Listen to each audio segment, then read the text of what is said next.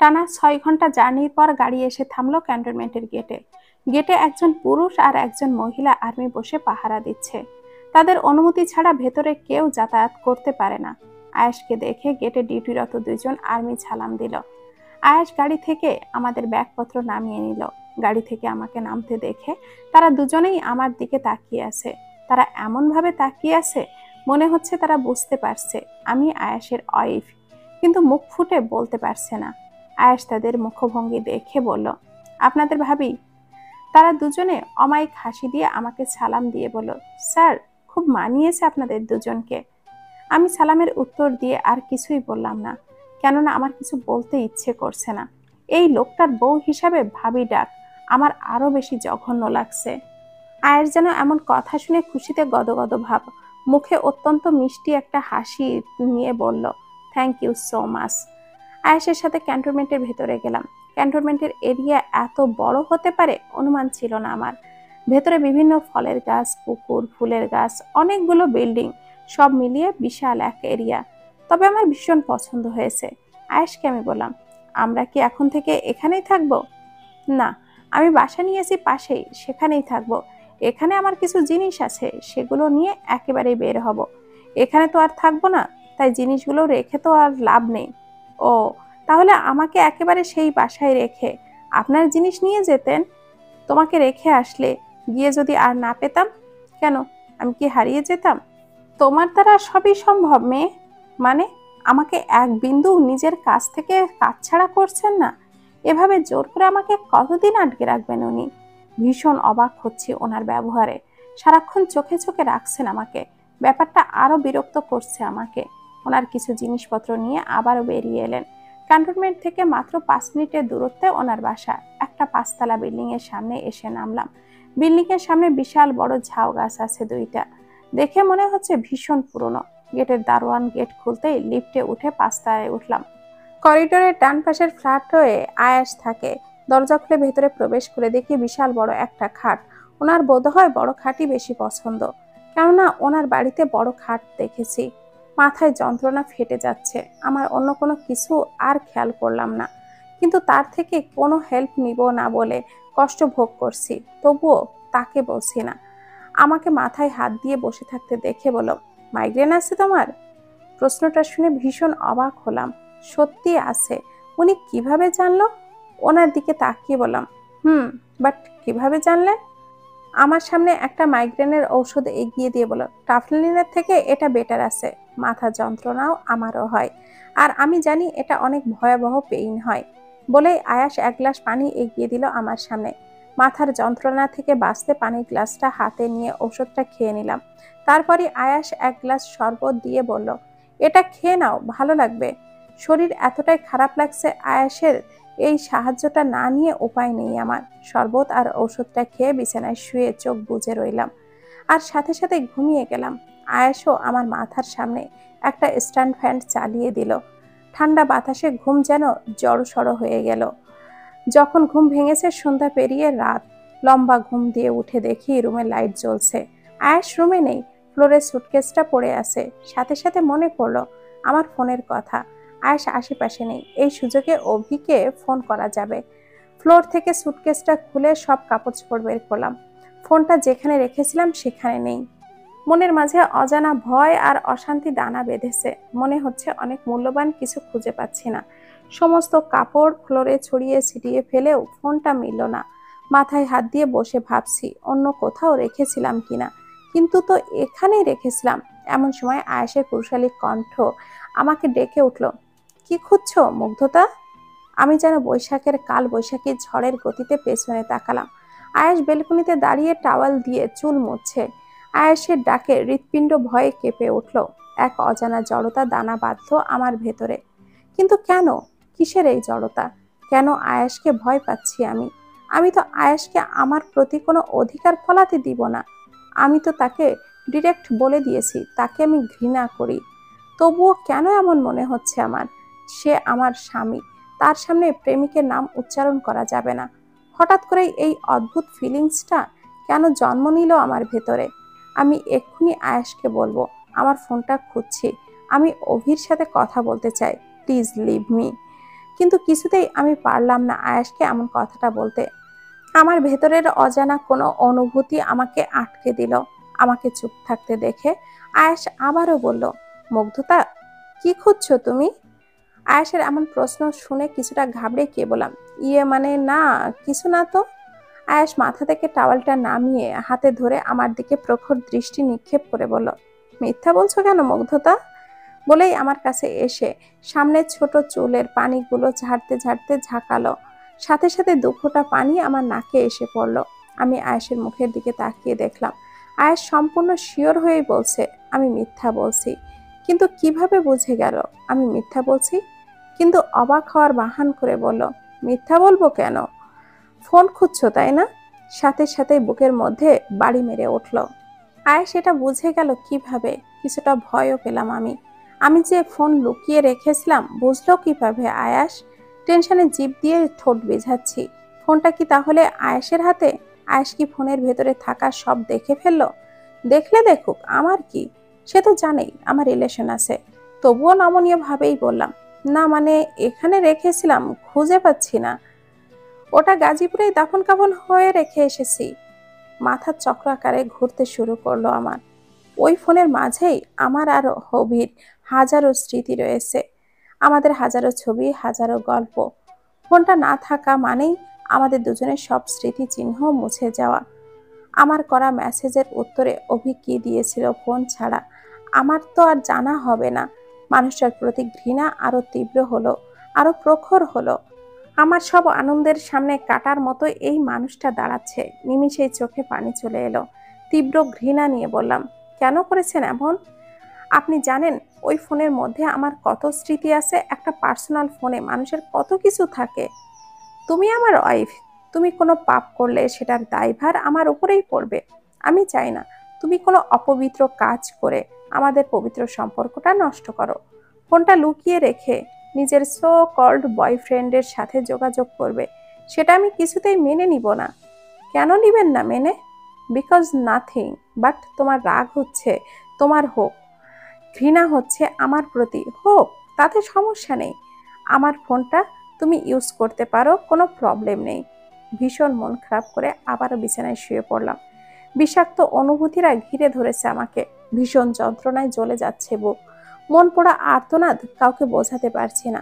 এমন কেউ নেই তাকে বলবো ভীষণ কষ্ট হচ্ছে। এমন সময় আয়াস আমার কাছে এসে খাবার নিয়ে এসে বলল, মুগ্ধতা, খাবারটা খেয়ে নাও।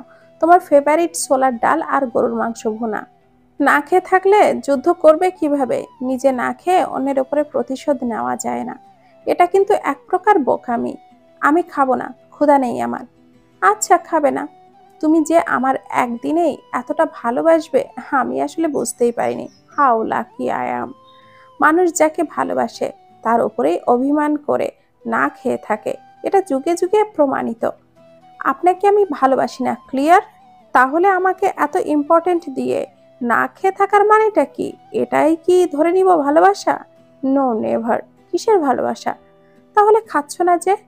হয় খাবার খাও, না হলে আমাকে জড়িয়ে ধরে আই লাভ ইউ বলো। খাবার না খেলে বুঝে নিব ভালোবাসো। ক্ষুধা পেটে তাকে ভালোবাসি না প্রুফ করতে প্রচুর খাবার খেয়ে নিলাম। তার দিকে তাকিয়ে রাগে রাগে যতটা খাবার ছিল ফিনিশ করে দিলাম। খাবার খাওয়া শেষে আয়েশ আমাকে তার ফোনটা এগিয়ে দিয়ে বলল, নাও, তোমার দেবর কথা বলবে, ফোনটা নাও। আয়েশের দিকে তাকিয়ে রইলাম আমি। তার একটা ছোট ভাই আছে শুনেছি, এখনো কথা হয়নি। আয়েশ আমাকে তাকিয়ে থাকতে দেখে চোখ ইশারা দিয়ে বলল, অনলাইনে আছে, কথা বলো। আমি নিঃশব্দে ফোনটা কানে নিলাম। মিহি কণ্ঠে সালাম দিলাম, আসসালামু আলাইকুম। ফোনের ওপাশ পাশ থেকে বেশ শান্ত কণ্ঠের একটা ছেলে উত্তর দিল, ওয়ালাইকুম আসসালাম ভাবি, কেমন আছেন? আলহামদুলিল্লাহ, আপনি? ভাবি, আমি আপনার বয়সে বড় হব।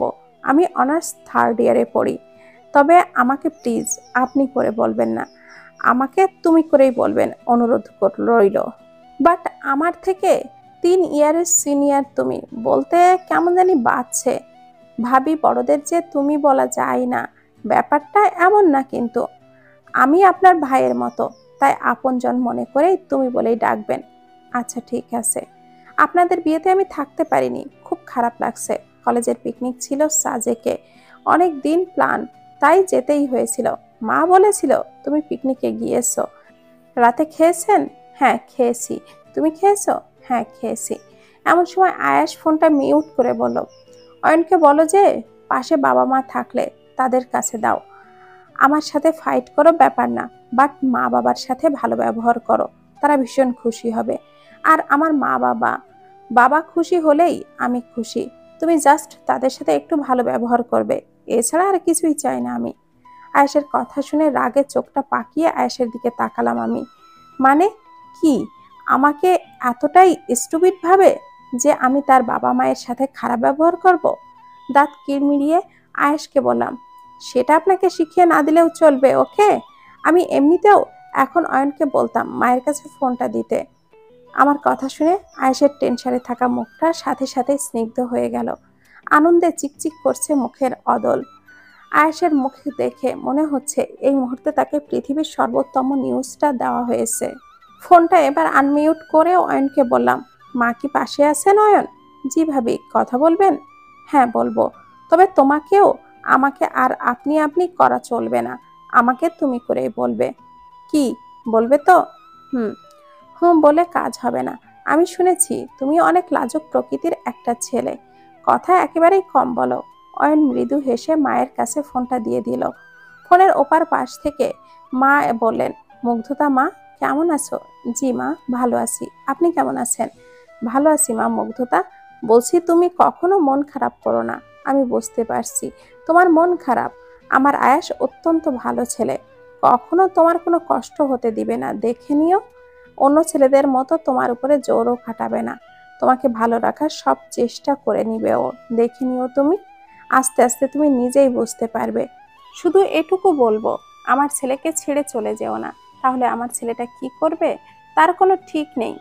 জি মা, ঠিক আছে, আপনার কথা মেনে চলার চেষ্টা করব। ফোনটা আয়েশের হাতে আবারও দিয়ে দিলাম। আয়েশ কথা বলতে বলতে বাইরে চলে গেল। আয়েশ ফিরে এসে বলল, অয়ন যে ভালোই কথা বলল, ও তো প্রথম পরিচয়ে এতটা ক্লোজ ভাবে কারোর সাথে কথা বলে না। আপনার মতো অসভ্য না অয়ন, বুঝলেন? ভদ্রতা ওর মাঝে আছে। মুগ্ধতা শোনো, বলুন। একটু অসভ্যতা করতে দেবে প্লিজ? বড় হইতো তোমার, একটু অসভ্যতা করলে কি হয়? মতলব কি আপনার? এটুকু বলার সাথে সাথেই আয়াস তার ওষ্ঠ গাঢ়ভাবে ডুবিয়ে দিল আমার গালে। আমি ভীষণভাবে কেঁপে উঠলাম। হঠাৎ যেন ঠান্ডা হিম হয়ে গেল আমার শরীর, শরীরের লোম সব দাঁড়িয়ে গেল, যেন মাঘ মাসের কড়া শীতে কাঁপছি আমি। জীবনে প্রথম কারোর ওষ্ঠের ছোঁয়ায় হতবাক হয়ে দাঁড়িয়ে রইলাম আমি। সে ওষ্ঠটা ডুবিয়ে খানিকক্ষণ পরে ছাড়লো। ডান গালে যেন ভয়াবহ কোনো তুফান বয়ে গেল আমার। আমি ভীষণ অবাক হয়ে তার দিকে তাকালাম, অথচ তার মুখে ড্যাম কেয়ার ভাব, যেন খুব সাধারণ কোনো কাজ করেছে সে।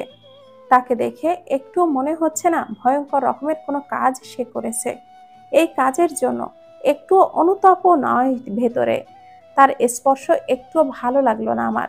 যার জন্য মনে জায়গা নেই, তার স্পর্শ কতটা বিরক্তিকর এটা যার সাথে ঘটে সে একমাত্র অনুভব করতে পারে। মনের ভেতরে অভি নামক অনুভূতি আবারও দাউ দাউ করে জ্বলে উঠল আমার। অভি ছাড়া কারোর স্পর্শ সহ্য করার ক্ষমতা আমার নেই। মা বাবা জেনে বুঝে কেন আমাকে এই পাপের দুনিয়ায় ভাসিয়ে দিল? আমি বিবাহিত, আমার স্বামীর অধিকার আছে আমাকে চুমু খাওয়ার বা দেওয়ার, আমাকে স্পর্শ করার, এই সব অধিকার একমাত্র তারই। কিন্তু আমার মনে তার জন্য জায়গা নেই বলে তাকে মেনে নিতে পারছি না। এত বাজে অনুভূতি নিয়ে বেঁচে থাকার চেয়ে মরে যাওয়াই বেশি ভালো। হাত দিয়ে গালটা মুছে আয়াসের দিকে তাকালাম। ইচ্ছে করছে মুখের চামড়া তুলে ফেলি, বারবার ডলাডলি করছি হাত দিয়ে। আয়েশার প্রতি বিরক্তটা নিমিষেই আরো কয়েক গুণ বেড়ে গেল। আয়েশ আমার দিকে তাকিয়ে বলল, এত ডলাডলি করে কি হবে মুগ্ধতা? মুখের চামড়া তুলে ফেলতে চাও নাকি?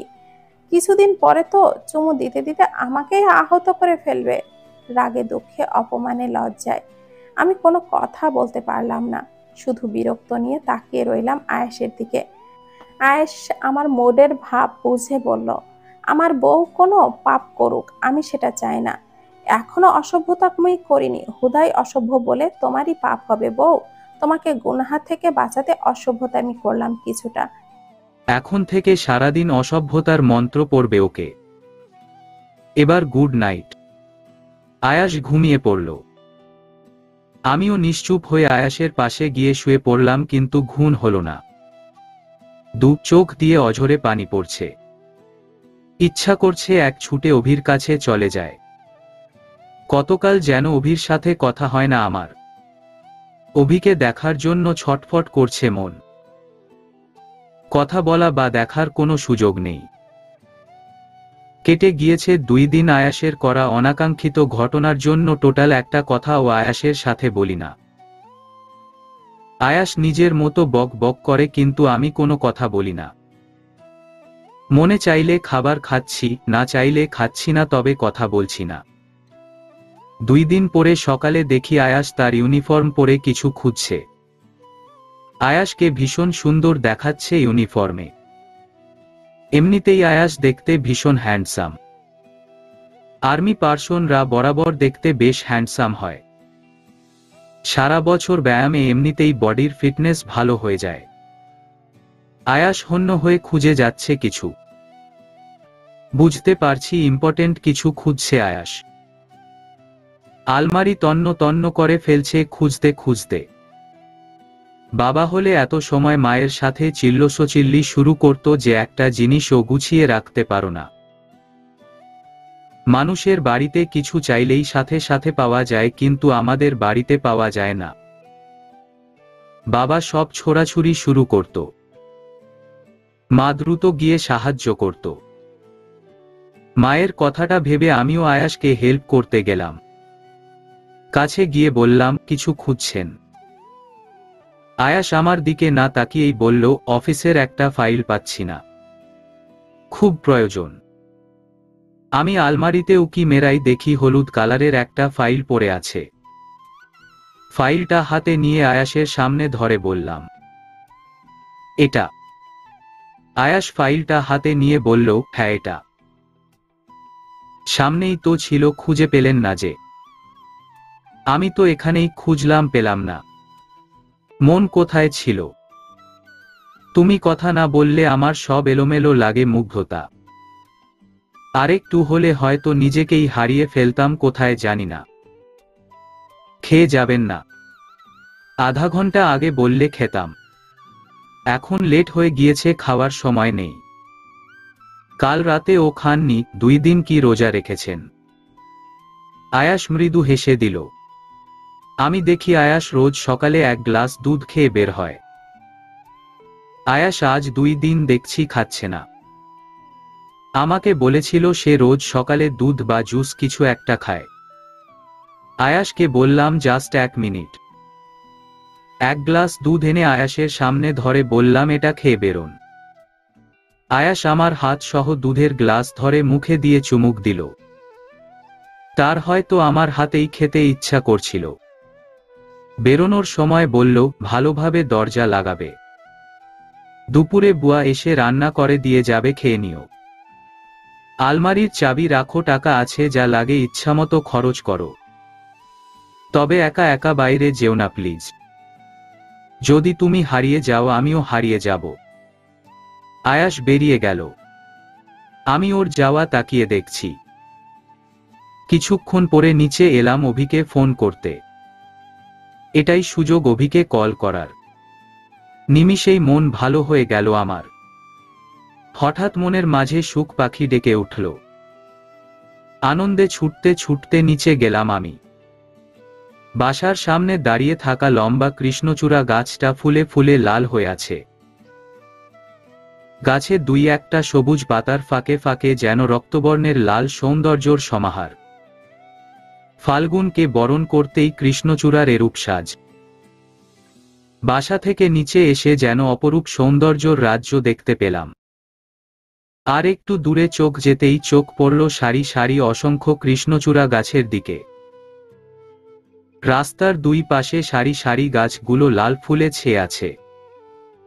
এখান দিয়ে যাতায়াতরত কোনো মানুষ এই সৌন্দর্য উপেক্ষা করতে পারছে না। সবাই মুগ্ধ হয়ে দেখছে এই অপরূপ দৃশ্য। আমার ভীষণ ইচ্ছে করছে একটা ফুলের ডাল ছিঁড়ে হাতে নিতে। কিন্তু এত বড় গাছের ফুল কিভাবে আনবো আমি? আমি কেন, কেউই নাগাল পাবে না। গাছে বসে কোকিল কুহু কুহু করে ডাকছে। পাশের কিছু বাচ্চারা কোকিলের সাথে তাল মিলিয়ে কুহু কুহু ডাকছে। দৃশ্যটা দেখে আনমনে হেসে ফেললাম আমি নিচে পড়া থাকা ছোট ছোট কিছু ফুলের অংশ হাতে তুলে নিলাম। এই ফুল আমার ভীষণ প্রিয়। ইস, কেউ যদি এক ডাল কৃষ্ণচূড়া দিত আমায়। রাস্তার ওপাশে ফোনের দোকান আছে। এই এরিয়াটা বেশ নিরিবিলি ধরনের, খুব একটা কোলাহল নেই বললেই চলে। রাস্তার ওপাশে মাত্র 2টা ফ্লেক্সির দোকান। জানি না তারা আমাকে ফোন করতে দিবে কিনা, কেননা এখন তো আর ব্যবসায়ী ফোন নেই আগের মতো। একটা ফ্লেক্সিলোডের দোকানে গিয়ে বললাম, আমার ফোনটা খুঁজে পাচ্ছি না, আমাকে একটু ফোন করতে দিবেন। অল্পবয়সী একটা ছেলে দোকানে আমার দিকে তাকিয়ে দেখে বলল, আপনার বাসা কোথায় আপু? আমাদের বাসাটা সরাসরি না দেখিয়ে বললাম, একটু ভেতরেই। ছেলেটি বলল, 4-5 মিনিটের বেশি কথা বলা যাবে না আপু। আমার পার্সোনাল ফোনে বেশি টাকা নেই, আর এগুলা আমার ব্যবসায়ী ফোন। বিকাশ করি, ফ্যাক্সি দেই। আমি সাথে সাথে 100 টাকা বের করে দিয়ে বললাম, আপনার নাম্বারে ফ্লেক্সি দিন। আমি মাঝে মাঝে আসলে 2-1 মিনিট ফোন করতে নিয়েন। ছেলেটি বলল, না না, আপনি কোথায় 1 মিনিট কথা বলবেন, টাকা দেওয়া লাগবে না। আমি খুশি হয়েই দিচ্ছি। রেগুলার এমনি এমনি কথা বললে পরের দিন আসলে আর দিবেন না। আপনি প্লিজ নিন। আমার জোরাজোরিতে ছেলেটি টাকাটা নিয়ে আমাকে ফোনটা দিল। আমি ফোন নিয়ে একটু সাইডে গেলাম। ভেতরে টানা এক উত্তেজনা কাজ করছে। অভির কণ্ঠ শুনলে আমি কিভাবে সহ্য করব? সব ভাবতে ভাবতেই অভির নাম্বার ডায়াল করলাম, কিন্তু ফোন বন্ধ। আপনি যে নাম্বারে ফোন করেছেন তা এই মুহূর্তে বন্ধ আছে। কথাটা যেন হৃদয়ে তীরের মতো বিঁধল আমার। নিয়তি কি চাইছে না আমাদের এক হতে দিতে? নিয়তি কি এটাই চাই আমাদের আর কখনো যোগাযোগ না হোক? কেন বন্ধ অভির ফোন? অভির কি কিছু হয়েছে? ভীষণ দুশ্চিন্তা ঘিরে ধরল আমাকে। কেমন আছে আমাকে ছাড়া? দম ফাটা কান্না আটকাতে পারলাম না আমি। কয়েকবার ট্রাই করার পরেও অভির নাম্বারে ফোন ঢুকল না। দোকানদারকে ফোনটা দিয়ে চোখ মুছতে মুছতে দোকান থেকে চলে এলাম আমি।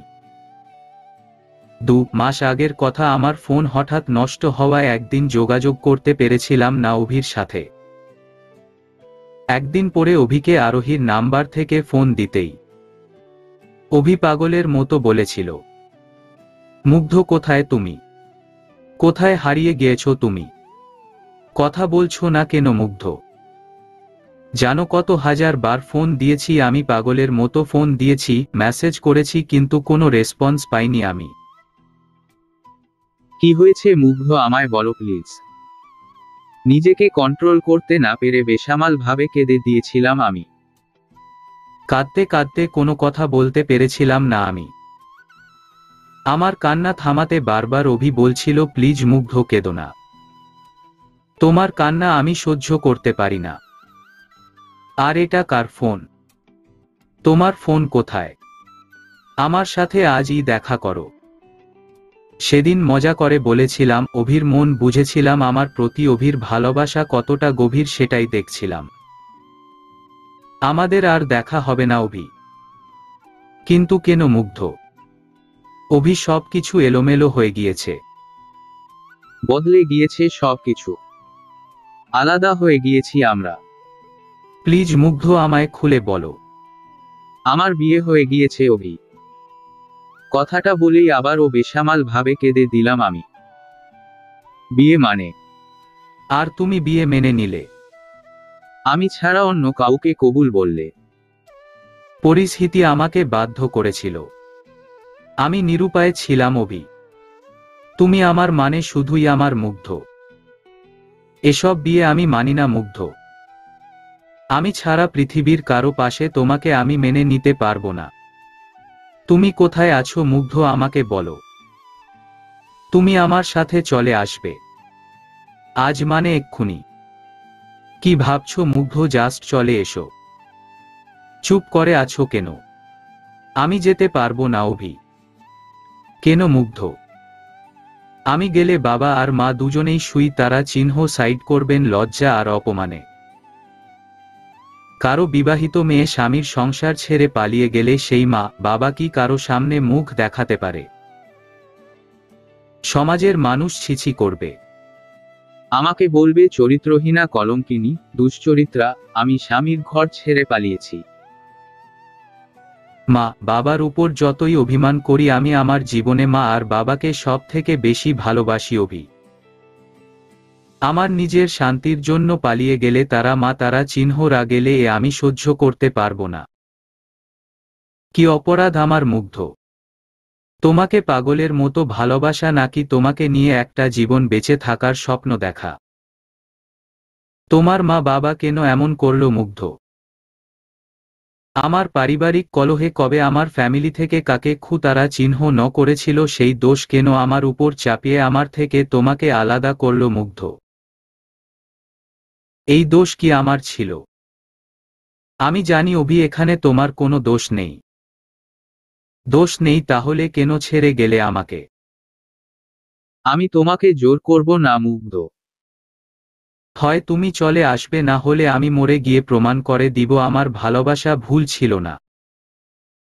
প্লিজ অভি, তুমি এসব বললে আমি কিভাবে বাঁচব? তুমি কি আসবে নাকি আসবে না মুগ্ধ? আমার ডিসিশন নেওয়া হয়ে গিয়েছে, এখন তোমার উত্তরের অপেক্ষায় আছি। তখনই হেসে দিয়ে বলেছিলাম, আরে বুদ্ধু, আমি মজা করছি। আমি তারা চিহ্ন গেলেও তুমি ছাড়া কাউকে বিয়ে করব না। সেদিনের আমার করা মজাটা যেন আজ সত্যি হয়ে গেল। সেদিন বলেছিলাম মজা করে, আজ সত্যি সত্যি অভিকে এগুলো বলতে হতো। ভীষণ মন খারাপ নিয়ে বাসায় ফিরলাম। কি ঠিক কি ভুল কিছুই বুঝতে পারছি না। দুপুর 12টার দিকে হঠাৎ কলিং বেল চাপল কেউ। দরজা খুলে দেখি একটা ছেলে, আয়াসের বয়সী হবে। আমাকে দেখে বলল, ভাবি কেমন আছেন আপনি? আসলে আমি তো কাউকে চিনি না।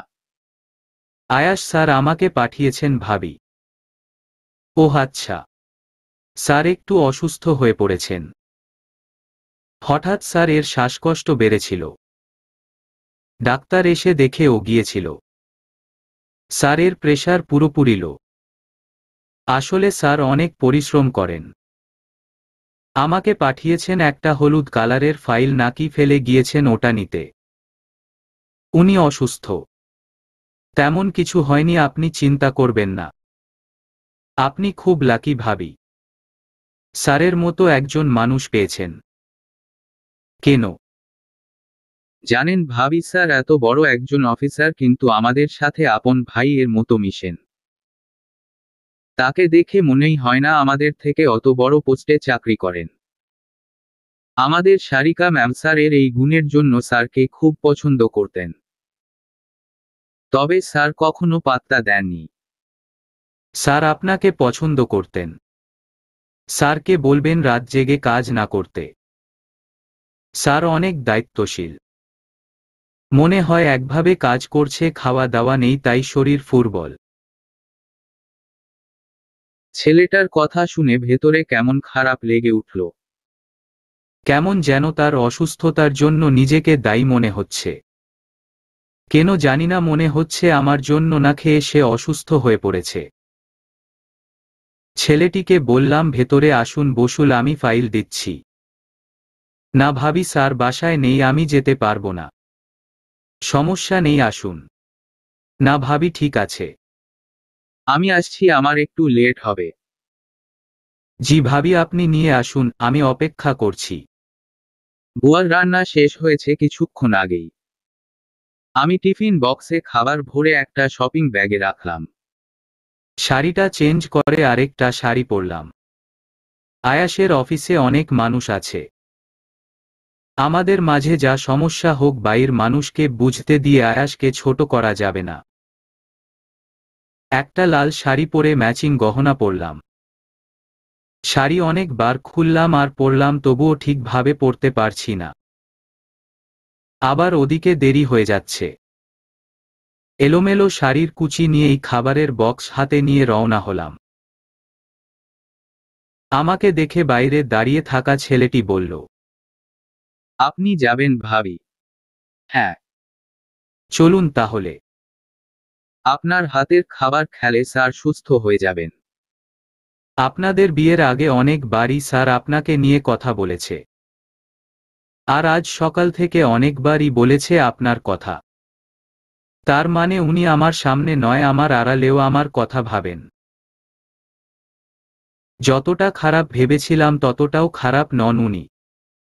ক্যান্টনমেন্টে প্রবেশ করেই একটা মেয়ে সৈনিককে দেখে ভাবলাম এই কি সেই সারিকা। হঠাৎ সারিকার কথা মনে পড়ল কেন আমার। যে মেয়েকে দেখছি তার কথায় ভাবছি এই কি সারিকা। ধ্যাতজাতা অনুভূতি হচ্ছে আমার। মনকে স্ট্রং করে এদিক সেদিকে না তাকিয়ে আয়াসের কাছে গেলাম। আয়াসের অফিস কক্ষের রুমের দরজা উকি দিতেই দেখি আয়াস নিচের ঠোঁট কামড়ে ধরে খুব মনোযোগ সহকারে একবার ফাইল দেখছে আর একবার ডেস্কটপের কিবোর্ড চাপছে। আমি 5 মিনিট ধরে খেয়াল করছি আয়াসকে। মানুষটা কাজে কত মনোযোগী। আয়াসের চোখে মুখে গভীর মনোযোগের ছাপ স্পষ্ট লেগে আছে। কপালে হাত দিয়ে কিছু একটা ভাবছে আর ফাইল দেখছে। বারবার ডেস্কটপে কিছু চেক করছে। আয়াস কিবোর্ডে খুব জোরে চাপ দিয়ে উচ্চারণ করল ও শিট বলেই হাতের ফাইলটা ছুঁড়ে মারল। মনে হচ্ছে কোথাও কিছু গরমিল হয়েছে। কপালে হাত ঠেকিয়ে বসে আছে আয়াস। আশেপাশের অনেক মানুষ আমার দিকে তাকিয়ে দেখছে। সবার ফিসফিস করে বলা কথাও আমার কানে পৌঁছাচ্ছে। যে কথা আমাকে দেখে ফিসফিস করে বলা হচ্ছে সে কথা যদি আমার কানে পৌঁছাবে তাহলে বলার কি দরকার। তবে কেউ খারাপ কিছু বলছে না, সবাই এটাই বলছে আয়াস স্যার এর ওয়াইফ ভারী মিষ্টি হয়েছে দেখতে। দুজনকে পাশাপাশি দাঁড়ালে মনে হবে যেন ভাই বোন, এত মিল দুজনের চেহারার। আয়াস কি আমার ছবি দেখিয়ে ঢাক ঢোল পিটিয়ে বলে বেরিয়েছে এই মেয়েকে আমি বিয়ে করেছি, এই আমার বউ? না বললে মানুষ জানলো কিভাবে? আমি দরজায় উকি দিয়ে নরম কণ্ঠে বললাম, আসব। আমার কণ্ঠ শুনে আয়াস অবাক হয়ে তাকালো আমার দিকে। একটা মানুষ ভীষণ অবাক হলে চোখ মুখের ভাব যেমন হয়, আয়াসের চোখ মুখের ভাব হুবহু তেমন। আয়াস এক নজরে তাকিয়ে আছে আমার দিকে। আমার উপস্থিতি যেন আয়াসের কাছে স্বপ্ন দেখার মতো। দুই ঠোঁটের মাঝখানে কিঞ্চিত ফাঁকা অদ্ভুত ভাবে দেখছে আমাকে। আমি আবার বললাম, আসব। আয়াস এবার নড়েচড়ে বসে বলল, মুগ্ধতা তুমি। ভীষণ অবাক করা ছিল তার কণ্ঠস্বর। আমি ভেতরে প্রবেশ করে আয়াসের খুব কাছাকাছি গিয়ে দাঁড়ালাম।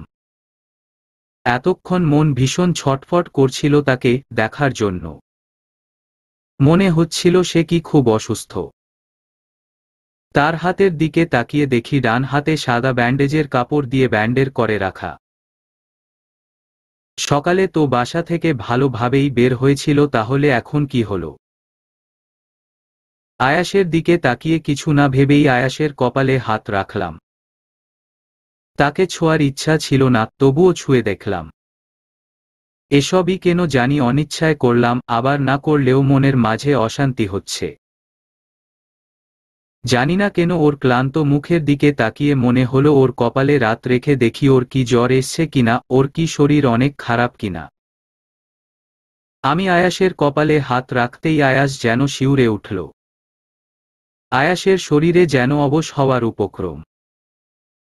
আমি আয়াসকে বললাম, এখন কেমন লাগছে? আয়াস তাকিয়ে আছে আমার মুখের দিকে।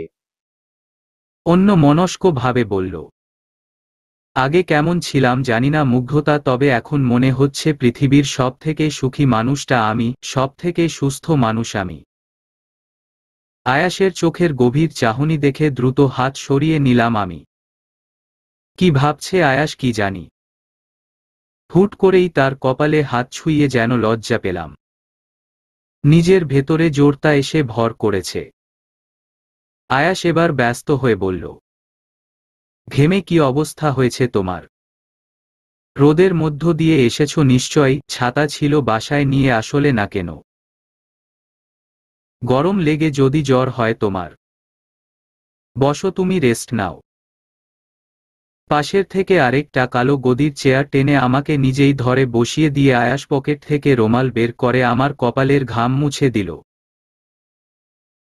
আলতোভাবে কপালে রুমাল চেপে ধরে ঘাম মুছিয়ে দিতে দিতে বলল, এটা এর আগে কখনো ইউজ করিনি। তোমার কপালের ঘাম মোছানোর জন্য এক্সট্রা কিনে রেখেছিলাম। কখন কাজে লাগে বলা যায়। এই এখন কাজে লেগে গেল।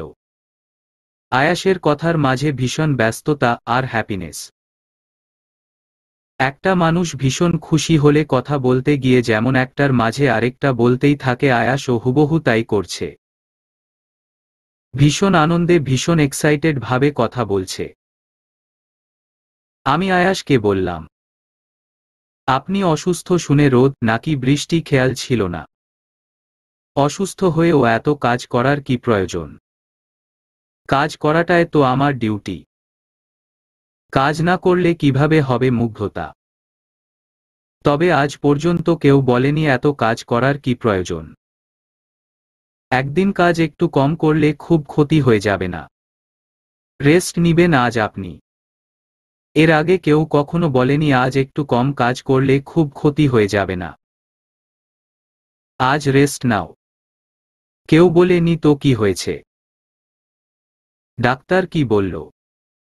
তুমি কিভাবে জানলে? জেনেছি, শফিকুল বলেছে। আমি তাকে একটা কাজে পাঠিয়েছিলাম, এসব নিউজ পাচার করেছে গিয়ে। ভাগ্যিস বলেছে, না হলে আমি জানতাম কিভাবে। আপনি জানেন, আপনি অসুস্থ শুনে আমার হঠাৎ ভীষণ খারাপ লাগছিল। জানি না কেন এমন হলো। আয়াস মৃদু হাসল, ভীষণ সুন্দর সে হাসি। আয়াস হাসলেই বেশি সুন্দর লাগে। আমি আয়াসকে সহ্য করতে পারি না বলে কখনো প্রকাশ করিনি। তবে ওর মৃদু হাসিটা বেশি সুন্দর। আয়াস আমার দিকে তাকিয়ে ডাকল, মুগ্ধতা। এই ডাকের মাঝে ভীষণ আবেগ আর আকুতি। মায়াবী এক সুর আছে আয়াসের হঠাৎ হঠাৎ আমার নাম ধরে ডাকার পেছনে। আমি ডাক শুনলাম। হুম। একটা কথা বলল, হুম। তোমাকে ভীষণ সুন্দর লাগছে মুগ্ধপরি। প্রথম যখন দরজায় উকি দিলে তোমার পাতলা গোলাপি ঠোঁটে বললে আসব। আমি মুগ্ধ হয়ে তাকিয়েছিলাম। আমার দু চোখ আটকে গিয়েছিল তোমার মিষ্টি মুখে। মুগ্ধতা, তোমার চোখ দুটো ভীষণ টানা টানা, কাজল পরলে একটু বেশি সুন্দর লাগে। তোমার আরেকটা জিনিস আরো বেশি নজর কাড়ে, মাইন্ড করো না প্লিজ। তোমার ঠোঁট দেখতে ভীষণ সুন্দর। আমার বারবার তাকাতে ইচ্ছা করে। তোমার নামটা যে মুগ্ধতা রেখেছে তাকে পৃথিবী শুদ্ধ সব ধন্যবাদ দিলেও কম হবে। কেননা পৃথিবীর সব মুগ্ধতা তোমার মাঝে লুকিয়ে আছে। বেশি বেশি পাম দিচ্ছেন। সবই আজে বাজে কথা। জানি কারো মুখের উপর প্রশংসা করলে সে খুব লজ্জা পায়। তোমাকে আর লজ্জা দিতে চাইছি না। আমি খাবারের বক্স খোলার জন্য উঠে দাঁড়াতেই শাড়ির কুচি খুলে গেল। কুচি হাতের মুঠোয় ধরে আয়াসের দিকে অসহায় দৃষ্টিতে তাকিয়ে রইলাম। আয়াস আমার চাহনি দেখে বুঝে গেল আমার সমস্যা। আমার দিকে তাকিয়ে বলল, শাড়ির কুচি কি খুলে গিয়েছে? মনে হচ্ছে। আমি ঠিক করে দিচ্ছি। তোমার শাড়ি ঠিক করে দেওয়ার বাহানায় তোমাকে একটু ছুঁতে পারি। রোজই এলোমেলো শাড়ি পরবে আর আমি ঠিক করে দিব। এটুকু বলেই আয়াস নিচু হয়ে বসে আমার শাড়ির কুচি ঠিক করে বলল, আমি কি কুচিগুলো গুজে দিব? বলেই আয়াস উঠে দাঁড়ালো। তার ভাবখানা এমন, আমি আর 2 সেকেন্ড চুপ করে থাকলেই সে কাজটা করে বসবে। আমি ভীষণ লজ্জা পেলাম শুনে। দ্রুত তার হাত থেকে কুচিগুলো কেড়ে নিয়ে গুজে নিয়ে বললাম, আপনার জন্য খাবার এনেছি, খেয়ে নিন। 2 দিন ঠিকভাবে না খেয়ে আপনি ফুরবল হয়ে গিয়েছেন। কিভাবে খাবো মুগ্ধতা? হাত দিয়ে। আমাকে আরো কতদিন না খেয়ে থাকতে হবে তার ঠিক নেই। দেখো হাত কেটে গিয়েছে পাতাবাহার গাছ সাইজ করতে গিয়ে। ডাক্তার ব্যান্ডেজ করে দিয়েছে। কেউ খাইয়ে দিলে খাওয়া যেত, বাট কেউ কি দিবে খাইয়ে? চামচ দিয়ে খান। আমি চামচ দিয়ে খেতে পারি না। ওসব বড়লোকি ব্যাপার আমার পোষায় না। বুঝেছি কেউ হয়তো বলবে না আমি খাইয়ে দিচ্ছি। একজন কষ্ট করে খাবার এনেছে, না খেলে সে কষ্ট পাবে। আর তার সামান্য কষ্ট আমার কাছে বহুগুণ যন্ত্রণার সমান। যে কোনো ভাবে আমাকে খাবার খেতেই হবে। এখানে আমার ফ্রেন্ড আছে সারিকা, ওকে বলিও খাইয়ে দিবে। সাথে সাথেই আমার রাগ হয়ে গেল অজানা কারণে, কিন্তু প্রকাশ করতে পারলাম না। রাগে অটোমেটিক সশরীর জ্বলে উঠল। ব্যাপারটা মেনে নিতে পারছি না উনাকে অন্য কেউ খাইয়ে দিবে। আমি উনাকে ভালোবাসি আর না বাসি উনি তো আমাকে ভালোবাসেন। তাই উনার পাশে অন্য মেয়ে আসুক এটা আমার ভালো লাগছে না। আমি আয়াসকে বললাম, থাক সারিকা না ফারিকা তাকে ডাকা লাগবে না, আমি খাইয়ে দিচ্ছি। এটা ভাবার কারণ নেই যে আমি ভালোবেসে খাইয়ে দিচ্ছি। একটা মানুষ না খেয়ে থাকবে, আমার কাছে ব্যাপারটা ভালো লাগবে না। যেহেতু আমি আছি তখন আমি খাইয়ে দিচ্ছি। আমি না থাকলে সারিকা না ফারিকা তার থেকে খেয়ে নিয়েন। আয়াস ভ্রু কুঁচকে তাকিয়ে আছে আমার দিকে। কিছু সন্দেহ করল না তো? ওভাবে ভ্রু কুঁচকে তাকিয়ে আছে কেন? যে ট্যালেন্ট এমনিতেই ভেবে বাড়তি কয়েকটা বলে বসবে তার ঠিক নেই। আয়াসকে নিজ হাতে খাবার খাইয়ে দিলাম। যতক্ষণ খাইয়ে দিয়েছি ও একভাবে আমার দিকে তাকিয়ে থেকে অস্বস্তিতে ফেলেছে আমাকে। আয়াসকে খাবার খাইয়ে দেওয়ার পর আয়াস বলল, এ মুগ্ধতা, কিছু পোড়ার গন্ধ পাচ্ছি। কি পোড়ার? কারো মন? কার মন?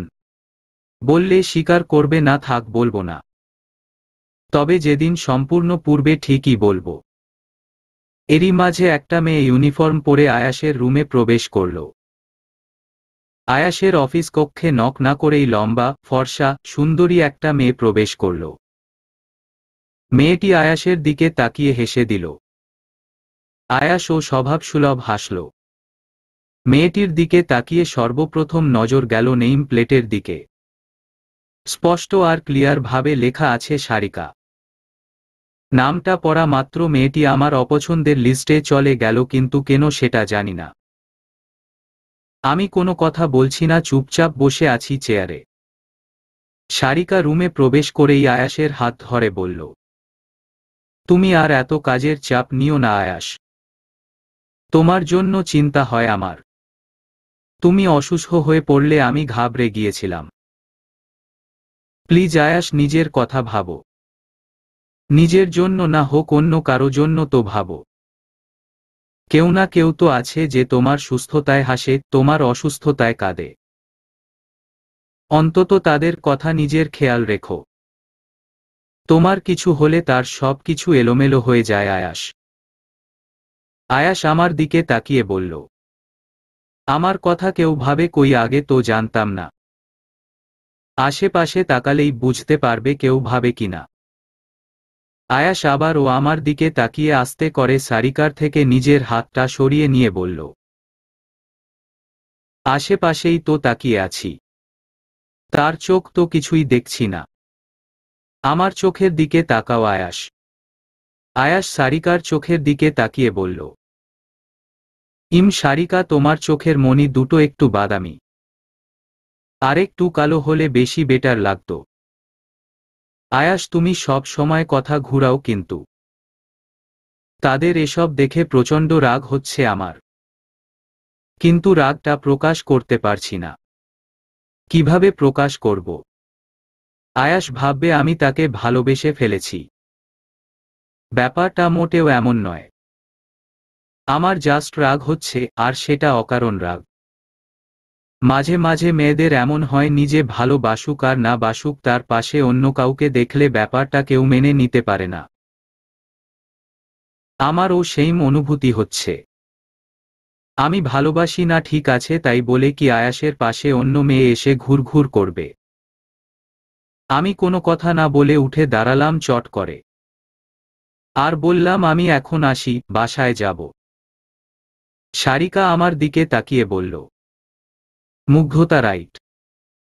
আসলে আয়াসের জন্য একটু চিন্তিত ছিলাম, তাই তোমাকে দেখেও কথা বলা হয়ে ওঠেনি। তারপর কেমন আছো বলো মুগ্ধতা? নিশ্চয়ই অনেক ভালো। সত্যি বলতে আমার কোনো প্রকার হাসি পাচ্ছে না। আমার হাসি পাওয়ার কথাও না। মনে প্রচণ্ড রাগ নিয়ে আমি অনিচ্ছাকৃত একটা হাসি দিয়ে বললাম, কেন, অনেক ভালো থাকার কথা কেন? আয়াসের মতো ভালো স্বামী আছে যার, তার তো এমনিতেই ভালো থাকার কথা। ওহ ধন্যবাদ। আমাকে এখন যেতে হবে। বাসায় একটু কাজ আছে। ভালো থাকবেন কথাটা বলেই দরজা খুব জোরে খুলে বেরিয়ে এলাম। বাইরে আসতেই কানে আয়াসের কথা ভেসে এলো। আয়াস দাঁতে দাঁত চেপে বলছে, আমার হাত ধরার কি প্রয়োজন ছিল সারিকা? কেন, মুগ্ধতা ছিল বলে? মুগ্ধতা থাকা আর না থাকা ফ্যাক্ট নয়। তাহলে কি মুগ্ধতার মাঝে জেলাসি এসেছে? Just shut up Sarika. এখানে মুগ্ধতার জেলাসিও ফ্যাক্ট নয়, মুগ্ধতার আমার সামনে থাকাটাও ফ্যাক্ট নয়। ফ্যাক্ট আমার হাত কেন ধরেছ তুমি? মুগ্ধতার সামনে হোক আর আড়ালে হোক অন্য কোনো মেয়ে আমার হাত ধরুক, আমি সেটা মেনে নিব না। এই রাইট শুধু মুগ্ধতারই আছে। মুগ্ধতা ছাড়া অন্য কোনো মেয়ের আমাকে স্পর্শ করার অধিকার নেই। মুগ্ধতা আর আমার পবিত্র সম্পর্ক নষ্ট হতে আমি দিব না। কিন্তু আয়াস, তুমি কেন মুগ্ধতার জন্য এতটা পাগল? ও তোমায় ভালোবাসে না আয়াস, আর কখনো বাসবেও না। তোমাকে একদিন হলেও আমার কাছে ফিরে আসতে হবে। মুগ্ধতা আমায় ভালোবাসবে। আমি আর না দাঁড়িয়ে সোজা হেঁটে চলে এলাম। মনের মাঝে এটুকু শোনার পর কিছুটা ভালো লাগলো, তবুও রাগ হচ্ছে। আমার রাগের কোনো কারণ নেই, তবুও রাগ হয় মাঝে মাঝে। অকারণ রাগ কেন হয় জানি না। রাস্তায় দাঁড়িয়ে আছি অটো বা রিকশার জন্য। কিছুক্ষণের মাঝেই দেখি আয়াস আমার পিছু পিছু আসছে। পুরুষ মানুষের হাঁটা দু লাফে আমাকে ধরে ফেলেছে।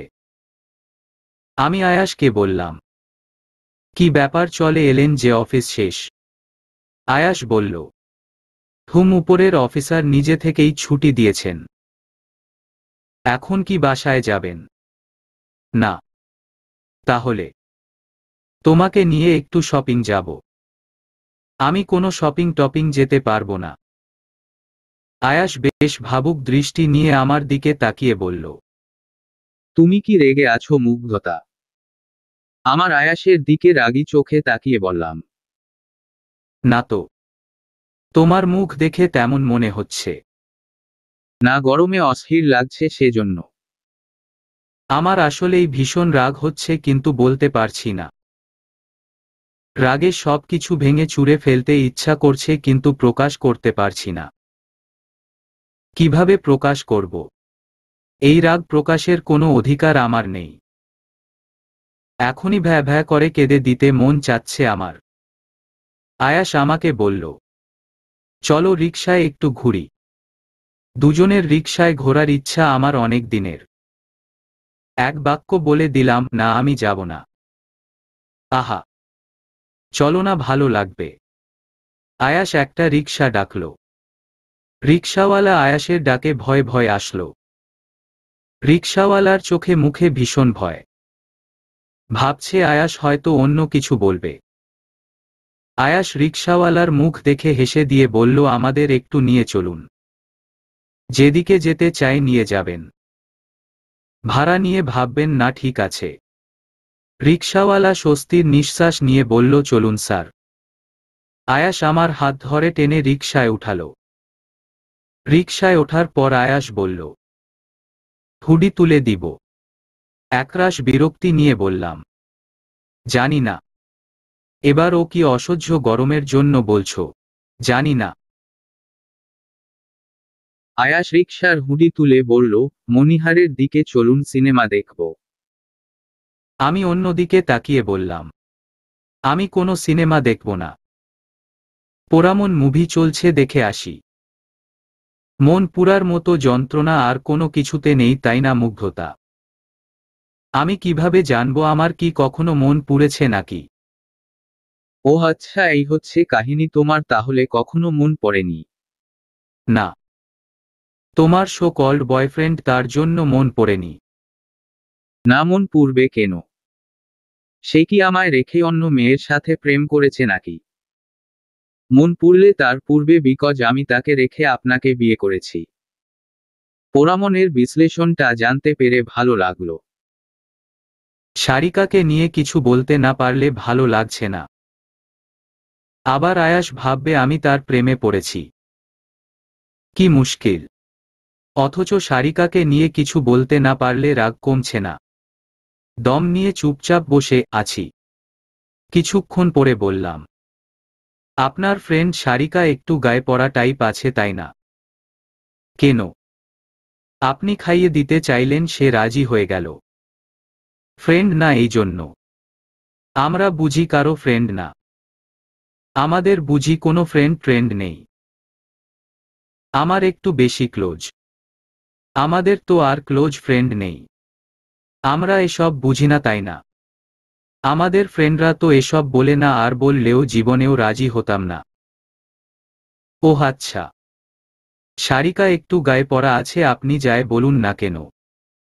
আয়াস ঠোঁট কামড়ে তাকিয়ে আছে আমার দিকে। আয়াসে চাহনি একটু সুবিধার লাগছে না। এক্ষুনি বলে উঠবে তুমি কি জেলাস ফিল করছো। আয়াসের ঠোঁট কাটা এক্ষুনি বলে উঠবে আমাকে আবাদ ভালোবেসে ফেলনি তো। কি অসহ্য একটা মানুষের পাশে বসে আছি। আয়াস একটু মৃদু হেসে বলল, হঠাৎ সারিকাকে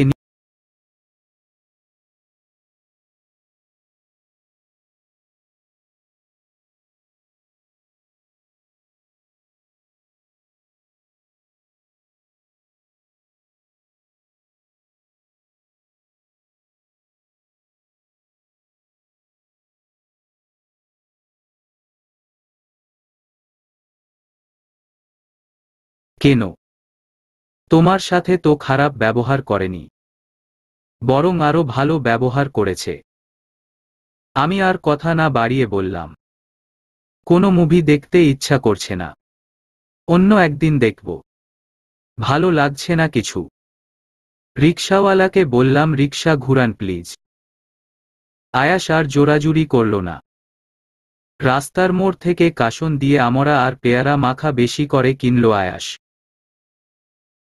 কিছুক্ষণের মাঝেই আমাদের বাসার সামনের রাস্তায় এসে রিকশা থামল। আয়াস রিকশাওয়ালাকে টাকা দিয়ে বিদায় করে দিল। মাত্র এতটুকু রাস্তা ঘুরলাম, 150 টাকা দিয়ে দিল। দেখে মনে হচ্ছে আয়াসের গরিব মানুষের উপর ভালোই মায়াদয়া আছে।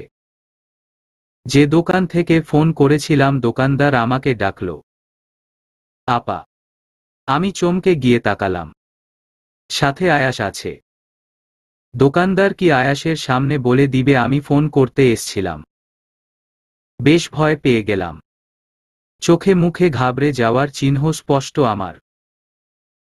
আয়াস কিছু বলার আগেই বললাম, শুনুন না, যাওয়ার সময় টাকা নিতে ভুলে গেছিলাম, ওনার কাছ থেকে টাকা নিয়েছিলাম। আয়াস দোকানদারের কাছে এগিয়ে গিয়ে বলল, কি ব্যাপার সুমন, কেমন আছো? তোমার ভাবি কত টাকা নিয়েছিল? দোকানদার কিছু বলার আগেই আমি বলে উঠলাম, 100 টাকা নিয়েছিলাম। আয়াস 100 টাকা দিয়ে বলল, তোমার ভাবি যা চায় দিয়ে দিবে, টাকা নিয়ে ভাববে না কেমন? যা নিতে আসুক তুমি দিয়ে দিবে। আমি টাকা দিয়ে দিব। ঠিক আছে স্যার। আসলে মিথ্যা কথা কখনো গুছিয়ে বলা যায় না। হাতে 1 টাকা থাকতেও টাকার কথা বললাম। ভাগ্যিস আয়াস খেয়াল করেনি। কিন্তু এই ছেলেটা আমাকে ডাকলো কেন? আমি যে অভিকে মেসেজ করে গিয়েছিলাম তার কি কোনো উত্তর দিয়েছে? মনের মাঝে আবার ও তোলপাড় শুরু হলো ভীষণভাবে। আমাকে যেভাবেই হোক জানতেই হবে। কেটে গিয়েছে 2 দিন। এই 2 দিন মন সারাক্ষণ ছটফট করেছে, 1 সেকেন্ডের জন্য শান্ত হয়নি। সারাক্ষণ একটাই কথা ভেবে গিয়েছি, দোকানদার আমাকে কি বলতে চেয়েছিল। নিশ্চয়ই অভির কিছু। অভির কোনো ফোন বা মেসেজ? কি বলেছে অভি? আমাকে খুঁজে খুঁজে পা তারা চিহ্ন গল হয়েছে নিশ্চয়ই। নিশ্চয়ই অভিও ছটফট করছে আমার জন্য। অভির সাথে কথা বলার জন্য যেমন অশান্ত হয়ে পড়েছে মন, অন্যদিকে ঠোঁটের কোণে মৃদু হাসি আমার। কাউকে ভালোবাসলে তার সাথে দেখা হওয়া বা কথা বলা দুইটাই আনন্দের। অভিকে বলবো বলে ভেবে রেখেছি অসংখ্য কথা। আমার সাথে যেসব ঘটেছে অভি জানলে নিশ্চয়ই ভীষণ রেগে যাবে, কারণ আমি তো জানি অভি আমায় কত বেশি ভালোবাসে। আয়াস ছুটি নিয়েছে সারাদিন বাড়িতে, আমি আয়াসের চোখ ফাঁকি দিয়ে কোনোভাবেই যেতে পারছি না।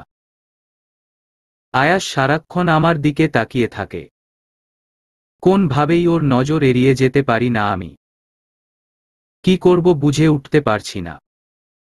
এমন হলে দম বন্ধ কষ্টে মা তারা চিহ্ন যাব আমি। সন্ধ্যার খানিকটা আগে আয়াসকে বাইরে পাঠানোর জন্য বললাম, আমাকে কয়েকটা 3 পিস কিনে দিবেন। গরমে শাড়িতে ভীষণ কষ্ট হচ্ছে আমার। আমি তো শাড়ি পরতে পারি না। আপনি কি আমার কষ্ট বুঝতে পারেন না? চোখের সামনে একটা মেয়ে শাড়ি পেঁচিয়ে হাঁপিয়ে যাচ্ছে, আর আপনি দিব্যি খালি গায়ে হাফ প্যান্ট পরে গায়ে হাওয়া লাগাচ্ছেন। আয়াস চায়ের কাপটি টেবিলে রেখে ভ্রু কুঁচকালো আর বলল, স্ট্রেয়ঞ্জ বিয়ে করা বউ তুমি আমার। কে বলেছে গরমে শাড়ি পেঁচিয়ে হাঁপাতে? খুলে ফেলো এসব শাড়ি। আমার সামনে এত ঘোমটা দিয়ে থাকো কেন আমি তো ভেবেই পাই না। আপনি আমাকে শাড়ি খুলে থাকতে বলছেন? কি নোংরা মাইন্ড আপনার। ওকে, তাহলে আমার মতো হাফ প্যান্ট পরে ঘুরে বেড়াও। আমার কাছে কিন্তু ভীষণ ভালো লাগবে। এটুকু বলেই আয়াস আবার চায়ের কাপে চুমুক দিল। আপনি কি আমায় 3 পিস কিনে দিবেন? লাস্ট বার জিজ্ঞেস করছি। আয়াস বলল, শিওর, কেন দিব না। আমিও ভেবেছি কিনে দিব, বাট তুমি তো বাইরে যেতে রাজি হও না। চলো যায় দুজনে। আমার খুব ইচ্ছা করছে আপনার সাথে আজ রাতে একটু বাইরে ঘুরতে। এখন বাইরে গেলে তো পরে আর যেতে পারবো না, কষ্ট হয়ে যাবে। আমি তার সাথে ঘুরতে যাব শুনে সাথে সাথে আনন্দে তার চোখ চকচক করে উঠল। আয়াস বলল, এই শোনো, তোমার কি কি কালার পছন্দ বলো তো। আমি কিন্তু মেয়েদের জিনিস ভালো একটা কিনতে পারি না। আপনি যা এনে দিবেন আমি তাই পরব। আয়াস খুশি মনে বাইরে বেরিয়ে গেল। আয়াস বাইরে যাওয়ার সাথে সাথে আমি দোকানে গেলাম। আমি দোকানে যাওয়ার সাথে সাথে দোকানদার বলল, আপা আপনার ফোন এসছিল। কিন্তু স্যার এর সামনে মিথ্যা বললেন কেন? এক্স বয়ফ্রেন্ড এর সাথে কথা বলবেন তাই না? এটা আপনার জানতে হবে না। যদি কিছু মনে না করেন একটা কথা বলি, আয়াস সারের মতো স্বামী পেয়ে এক্স বয়ফ্রেন্ড এর কথা ভাবছেন, ব্যাপারটা ভীষণ অবাক করা ব্যাপার। আপনার কথা আর কি বলবো, আজকাল সব মেয়েরাই এমন করে। ভালো স্বামী রেখে খারাপ বয়ফ্রেন্ড এর সাথে পালিয়ে যায়। আসলে ভালো ছেলেদের কপালে ভালোবাসা নেই। জানেন কি হয়েছে? কিছুদিন আগে এক মহিলার এক্স বয়ফ্রেন্ড তার স্বামীকে খুতারা চিহ্ন করেছে। আমাদের আয়াস স্যার এর সাথে যেন এমন কিছু কইরেন না। কোনো কিছু না জেনে কথা বলা ঠিক নয়।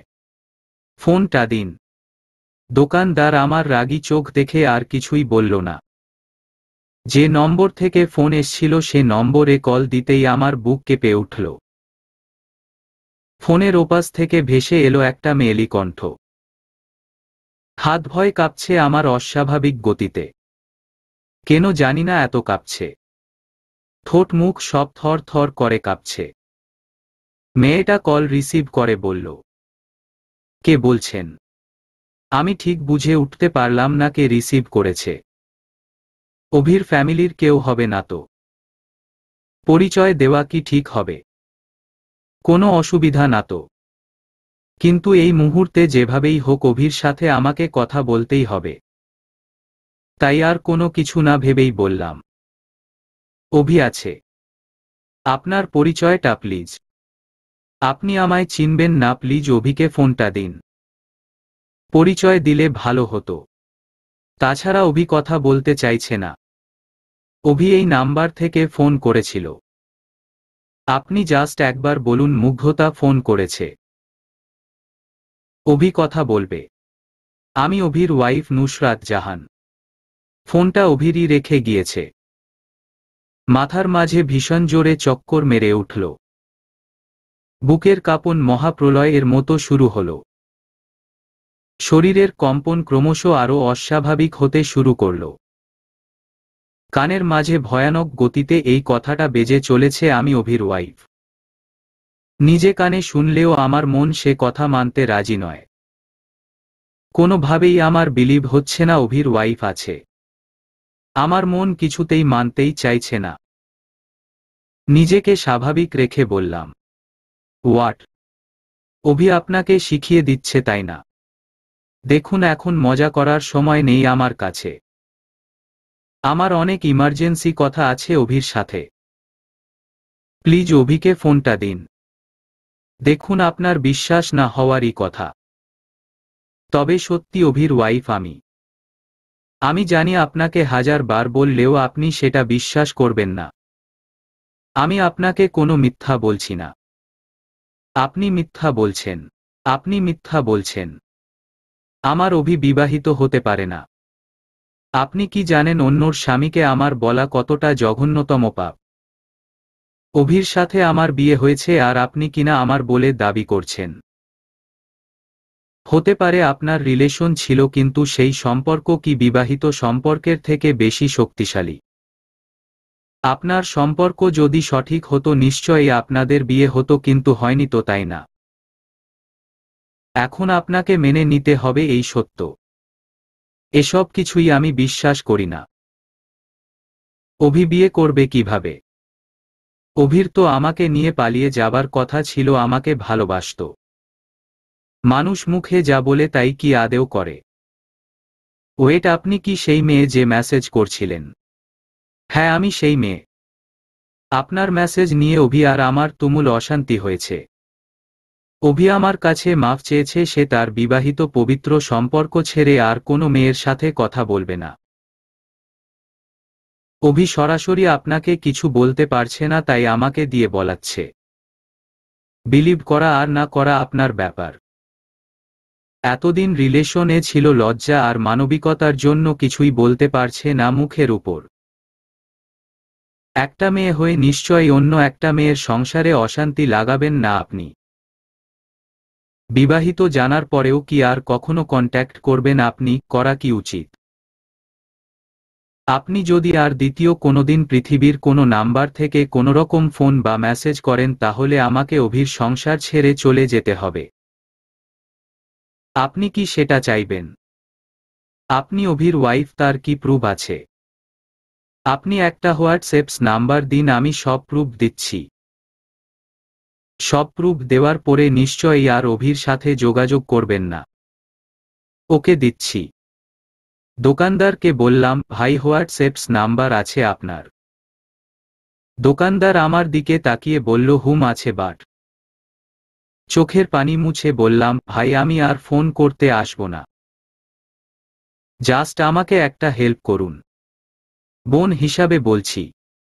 আপনার হোয়াটসঅ্যাপ নাম্বারটা দিন। জাস্ট এই হেল্পটুকু করুন। কাঁদবেন না প্লিজ। আয়াশ স্যার জানলে আমাকে সারা জীবন জেলে থাকতে হবে। উনি জানবেন না কোনোদিন কিছুই। প্লিজ আমাকে হোয়াটসঅ্যাপ নাম্বারটা দিন। ছেলেটা হোয়াটসঅ্যাপ নাম্বার দিলে আমি মেয়েটাকে দিলাম। সাথে সাথে একটা ছবি চলে এলো। ছবির সাথে ক্যাপশন লেখা, এইটা অভির বাড়ি দেখছো? এই বাড়িটা অভিরই। পরবর্তী ছবি পাঠিয়ে লিখেছে, এটা অভির ঘর দেখেছো? পরবর্তী ছবি পাঠিয়ে লিখেছে, অভির রুমের আলমারি দেখেছো? পরবর্তী ছবি পাঠিয়ে লিখেছে, অভির রুমের বেডের কর্নার দেখেছো যেখানে শুধু অভির ছবি লাগানো? একে একে বিভিন্ন ছবি পাঠাচ্ছে, যার সবটাই আমার চেনা। ছবিগুলো একদম সত্য ছিল। এগুলোর পর যা দেখলাম আমি তার জন্য মোটেও প্রস্তুত ছিলাম না। অভি আর মেয়েটার ঘনিষ্ঠ ছবি। মেয়েটার মুখে স্টিকার মারা থাকলেও অভির মুখটা ক্লিয়ার। অনেকগুলো ছবি পাঠিয়েছে। ছবিগুলো নকল ভাবার কারণ নেই, কেননা সবই অভির রুমে থেকে তোলা। অভির হাতের আঙুল সব আমার চেনা। মেয়েটা ক্রমশ আরো কিছু ঘনিষ্ঠ ছবি দিল। আমার পুরা পৃথিবী নড়ে উঠল। সমস্ত পৃথিবী কাঁপছে আমার।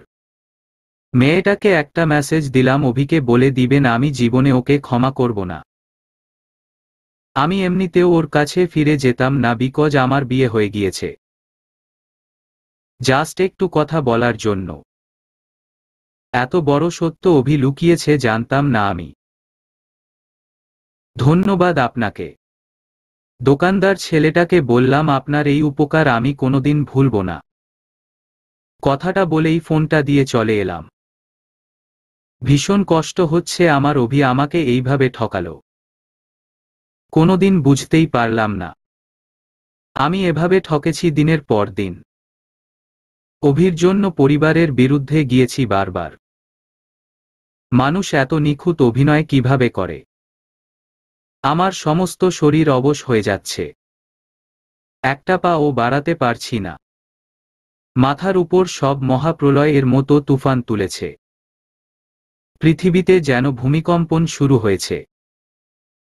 চারদিকে যেন ঝড় শুরু হয়েছে। ভীষণ কান্না পাচ্ছে। মন পুড়ে ভীষণ যন্ত্রণা হচ্ছে। আয়াস আমায় জোর করে বিয়ে করলেও ভালোবাসে অভির মতো ঠক আর প্রতারক নয়। এই অভির কারণে আয়াসের সাথে কত খারাপ ব্যবহার করেছি আমি। কেন অভির জায়গা আয়াস আসেনি আমার জীবনে? জীবনটা এমন বাজে একটা জায়গা কেন এসে দাঁড়ালো? কোনোরকম রাস্তা ক্রস করে ছুটে এসে রুমে এসে বিছানায় উপুর হয়ে ভীষণ কাঁদলাম।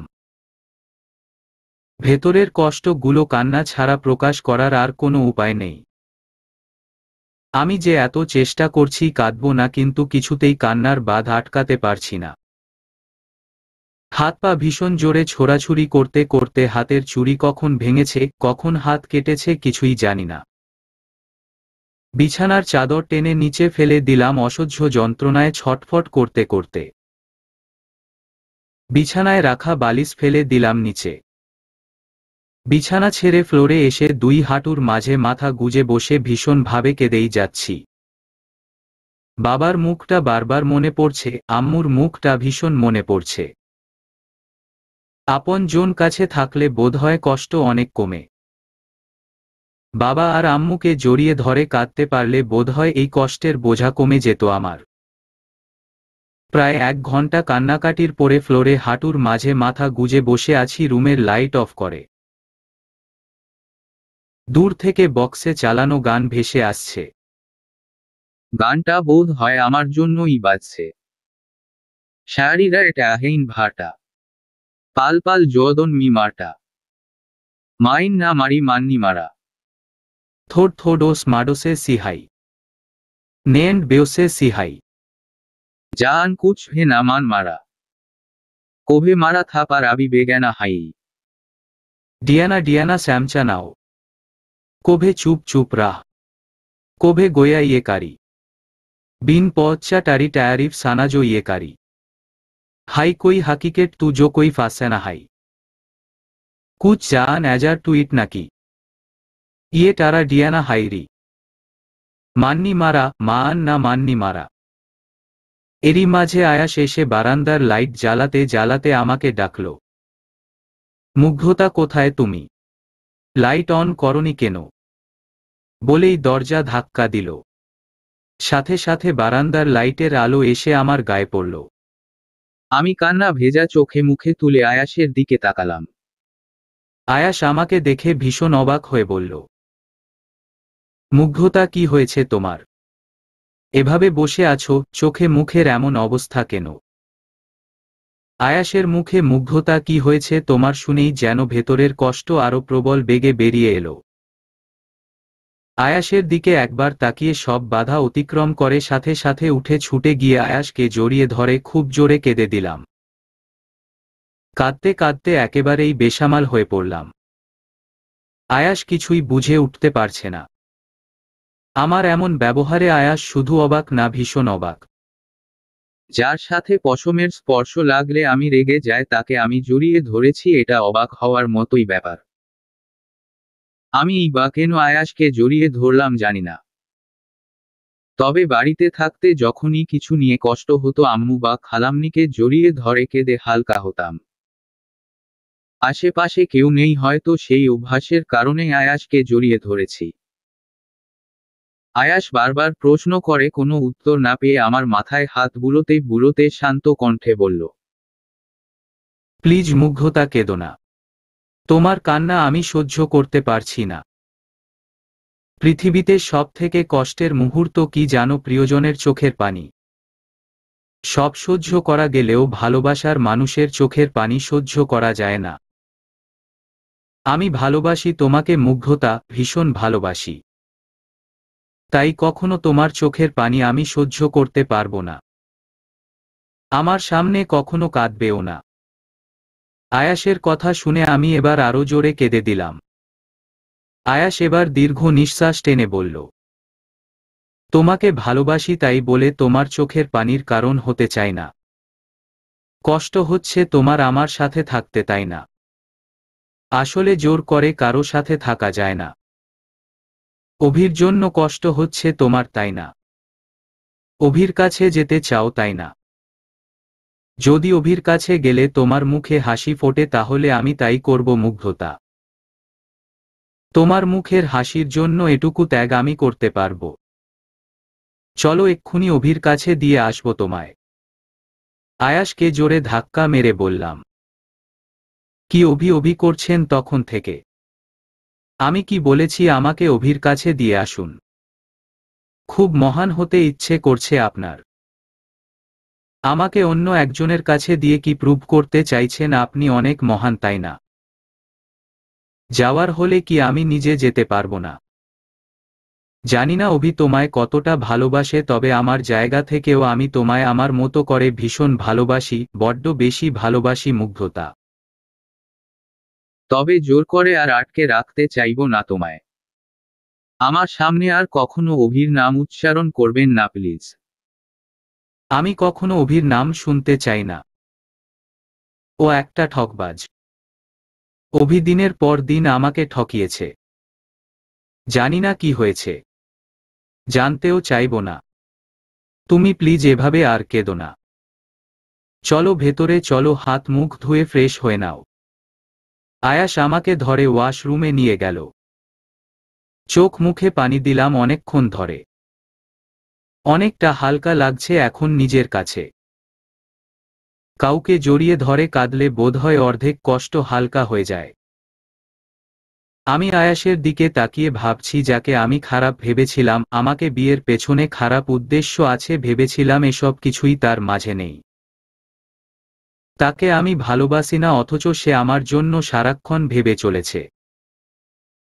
বিছানার চাদর ঠিক করে বালিশ তুলে বিছানা ঠিক করে দিল আয়াস।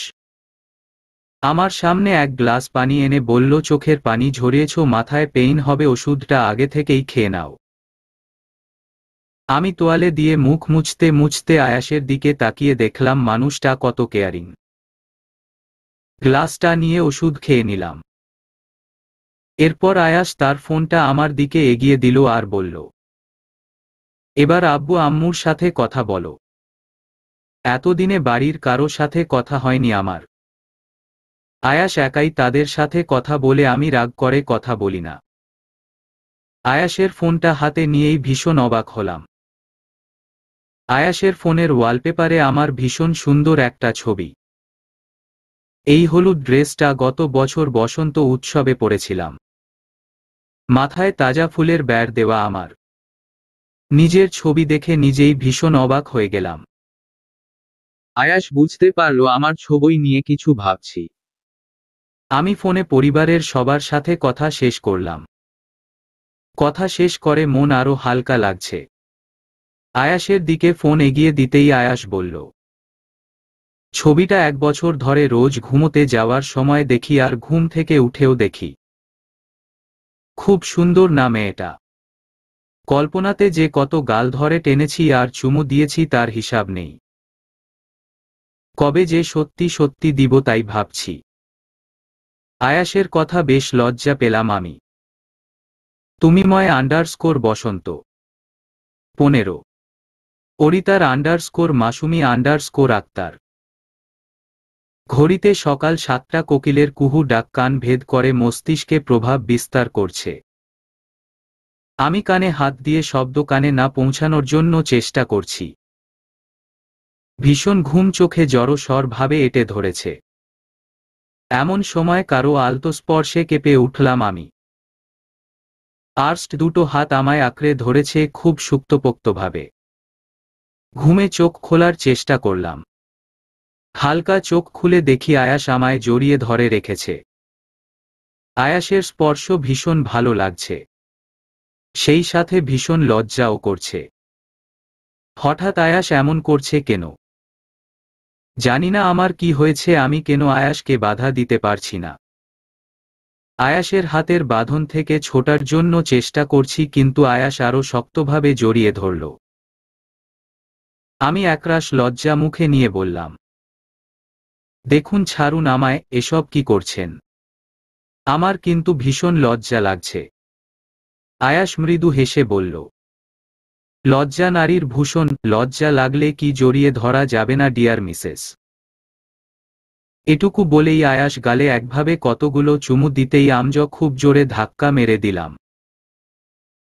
সাথে সাথে ঘুম ভেঙে গেল আমার। ঘুম ভাঙতেই দ্রুত উঠে বসলাম আমি। বিছানার পাশে তাকিয়ে দেখি আয়াস নেই। আয়াস নেই দেখে মনের মাঝে একটু বিষণ্ণতা কাজ করল। বোধহয় আয়াস থাকলেই ভালো হতো। হঠাৎ আয়াসের জন্য ভিন্ন এক অনুভূতি কাজ করছে। এই অনুভূতি আমার ইচ্ছার বিরুদ্ধে গিয়ে হচ্ছে। হঠাৎ করেই তার জন্য ভালো লাগা কাজ করছে। তার কথা মনে হতেই কোথা থেকে ভালো লাগার হাসি দুই ঠোঁটের কোণায় জড়ো হচ্ছে। এবার যেন আরো বেশি লজ্জা পেলাম আমি। লজ্জায় চোখ মুখ লাল হয়ে গিয়েছে আমার। কিছুক্ষণ আগের স্বপ্নটা আমার একদমই স্বপ্ন মনে হয়নি। মনে হচ্ছিল যা হয়েছে তা সত্যি হয়েছে। ওটা যদি স্বপ্নই হবে তাহলে এখনো কেন মনে হচ্ছে তার স্পর্শ শরীর জুড়ে রয়েছে? কেন মনে হচ্ছে গালে তার ওষ্ঠ স্পর্শ এখনো লেগে আছে? কেন আর রাগ হচ্ছে না আমার তার প্রতি? আমি আয়াসকে নিয়ে এমন স্বপ্ন কিভাবে দেখলাম সেটাই বুঝতে পারছি না। আমি তো তাকে নিয়ে কখনো ভাবিনি, কখনো আয়াসকে ভেবে 1 মিনিট ভালো কিছু ফিল করিনি। তাহলে কেন? এই কেনর উত্তর কোথায় পাব? কাল সারারাত মন খারাপে ঘুম হয়নি ঠিকভাবে। শেষরাত্রে কখন ঘুমের দেশে পাড়ি জড়িয়েছি নিজেও জানি না। তবে মাত্র কয়েক ঘন্টার ঘুম, ভীষণ গভীর ঘুম হয়েছে। গভীর ঘুমে বোধহয় এমন উদ্ভট স্বপ্ন দেখেছি। সবই তারা চিহ্ন ও তারা চিহ্ন তা তারা চিহ্ন নে র কাজ, এসব স্বপ্ন তারাই দেখায়। চোখ মেলে তাকিয়ে দেখি টি পটে গরম পানি, চায়ের কাপ, টি প্যাক আর চিনি সব ট্রেতে করে টি টেবিলে রাখা আছে। নিশ্চয়ই আয়াস রেখে গিয়েছে। সে জানে আমি চা খেতে খুব পছন্দ করি। 2 দিন আগে আমি বলেছিলাম আমার চা খেতে খুব ভালো লাগে। সে সাথে সাথে চীনামাটির টি পট, চায়ের কাপ কিনে এনেছে। আমি যেন চা খেয়ে রাজকীয় একটা ব্যাপার অনুভব করতে পারি। আমাকে বলেছিল আমি তো কোনো রাজা নয়, রাজরানীর মতো জীবন তোমায় দিতে পারবো না, তবে বউ একটু রাজকীয় ভাবে চা খাবে তার ব্যবস্থা ঠিকই করতে পারি। সবথেকে সুন্দর জিনিস এতক্ষণ আমার চোখের আড়ালে ছিল। একরাশ মুগ্ধতা আমার চোখের সামনে রয়েছে। চায়ের কাপের পাশে অনেকগুলো কৃষ্ণচূড়ার ডাল।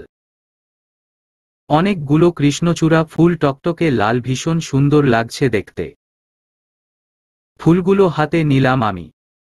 ফুল ভালো লাগে না এমন কেউ আছে এই পৃথিবীতে, তাও যদি হয় কৃষ্ণচূড়া ফুল।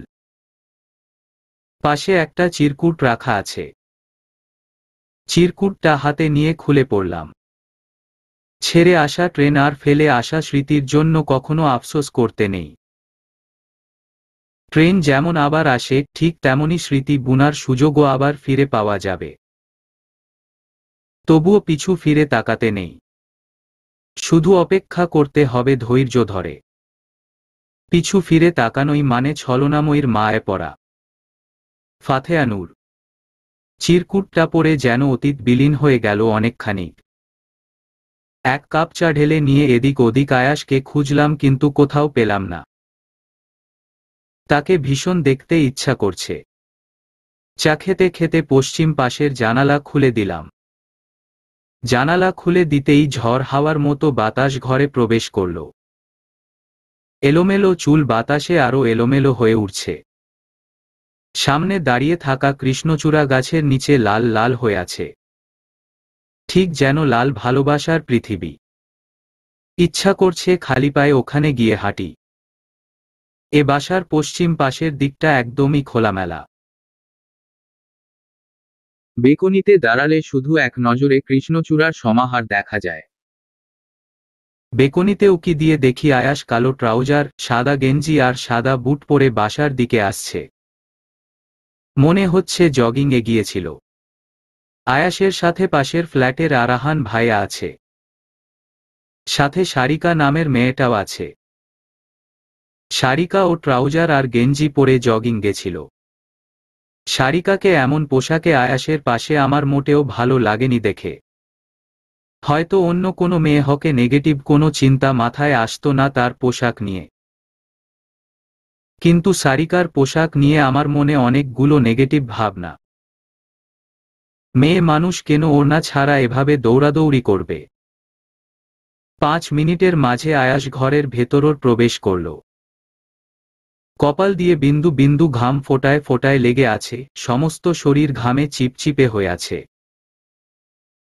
আয়াস রুমে এসে বিছানায় বসে আমার দিকে তাকিয়ে মৃদু হেসে বলল, গুড মর্নিং। আয়াসকে দেখেই স্বপ্নের কথা মনে পড়ে যাওয়ায় ভীষণ লজ্জা পেয়ে গেলাম। আমার কেন জানি মনে হচ্ছে আয়াস স্বয়ং ছিল। ওরও হয়তো সবটা মনে আছে। কিভাবে নিজের লজ্জা আটকাবো জানি না। জানালার পর্দা ঠিক করতে করতে বললাম, গুড মর্নিং। আমি গোসলে যাচ্ছি, এসে একসাথে নাস্তা করব। ঠিক আছে। আয়াস গোসল শেষে 3/4 প্যান্ট পরে খালি বেরোলো টাওয়াল দিয়ে মাথা মুছতে মুছতে। সমস্ত শরীরে পানি লেগে আছে। বিয়ের পর আজ প্রথমবার আয়াসকে সুন্দর দেখাচ্ছে আমার চোখে। আয়াস হঠাৎ মাথা মোছা স্টপ করে আমার দিকে তাকিয়ে দেখল আমি 2 হাতের মুঠোয় করে শাড়ির আঁচল কচলাচ্ছি। আয়াস টাওয়ালটা বিছানায় ফেলে আমার দিকে তাকিয়ে ভ্রু নাচিয়ে বলল, আমাকে দেখে লজ্জা পাচ্ছ কেন তুমি? কই না তো। কই না তো মানে? আমি স্পষ্ট দেখতে পাচ্ছি লজ্জায় নুইয়ে যাচ্ছ তুমি। কাহিনী কি? লজ্জা পেতে যাব কেন? কেন পাচ্ছ সেটাই জানতে চাইছি। কাহিনী কি মুগ্ধতা? কোথায় লজ্জা পাচ্ছি? কথা বলছো তাও চোখে মুখে লজ্জা। আবার বলছো কোথায় লজ্জা পাচ্ছি। আপনার মনে হলে আমি কি করব? মনে মনে আমায় নিয়ে ফুলসজ্জা করনি তো আবার? দুনিয়ার বাজে কথা শুধু। শাড়ি তো খুলে পড়ে গেল। এইভাবে শাড়ি পরে যদি সারাক্ষণ কুচি খুলে পেট বের করে ঘুরোর বেড়াও আমার পক্ষে নিজেকে সংযত রাখা কিভাবে সম্ভব? শাড়ি শুধু খুলে যায়। আমার 3 পিচ কোথায়? আয়াস আমার সামনে কতগুলো 3 পিচ এনে ধরল। আর বলল এইগুলা কিছু রেডিমেড আছে আর কিছু টেইলার্সে দিতে হবে। তোমার মাও জানি না তাই দিতে পারিনি। বিছানায় প্যাকেটগুলো বের করে দেখি বিভিন্ন কালারের 3 পিচ। আয়াসের দিকে তাকিয়ে বললাম, এত কেন? তোমার কোন কালার পছন্দ আমি তো জানি না, তাই সব কালার এনেছি। এত বাজে টাকা খরচ করার কি প্রয়োজন? টাকা বাজে ভাবে আর কোথায় খরচ করলাম? বউয়ের জন্য যদি এতটুকু খরচ না করি তাহলে টাকা ইনকাম করে লাভ কি? তাই বলে অযাচিত খরচ করবেন। অযাচিত খরচ না করে কি করব? আমার কি আর ছেলে মেয়ে আছে যে তাদের জন্য জমাবো? ছেলে মেয়ে হওয়ারও চান্স নেই। কেন, আপনার কি শারীরিক কোনো সমস্যা আছে যে সন্তান হবে না? আমার তো কোনো সমস্যা নেই। আয়াস কপাল টানটান করে আমার দিকে তাকালো। আয়াসকে এইভাবে তাকাতে দেখে বললাম, যদি সমস্যা থেকে থাকে ডাক্তার দেখান। আয়াস জোরে কাশি দিল। একভাবে কেসেই যাচ্ছে, যেন ভীষণভাবে চমকে গিয়েছে। চলবে।